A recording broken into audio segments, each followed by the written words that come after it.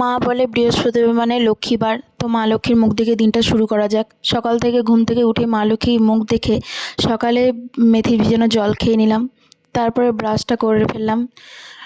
আর এই দেখো 1 cup liquor চা খেয়ে নিলাম, তারপরে স্নান ধান করে চলে গেলাম ছাদে। ছাদে কিছু ফুল তুলে নিলাম গাছে। ফুলটা তুলে নেওয়ার পরে চলে গেলাম ঠাকুরঘরে। ঠাকুরঘরে সমস্ত কিছু রেডি করাই ছিল পুজোতে বসতে যতক্ষণ। তো পুজো করা প্রায় আমার শেষের দিকেই। আজকে বৃহস্পতিবার, মা লক্ষ্মীর পাঁচালি পড়তে হবে। তো দেখো মা লক্ষ্মীর পাঁচালি পড়া হয়ে যাবার পরেই নিচে নেমে এসে দেখি অঝোরধারে বৃষ্টি পড়ে যাচ্ছে সকাল থেকেই। তো এত বৃষ্টি পড়াশোনা চালে আমি কিভাবে কলেজ যাব ভেবে পাচ্ছি না। যেতে যখন হবে তাড়াতাড়ি করে খেয়ে রেডি সেডি হয়ে বেরিয়ে পড়লাম।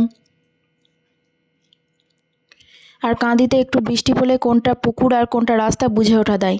তো রাস্তায় যেতে যেতে দেখছি রোদ বেরিয়ে গেল।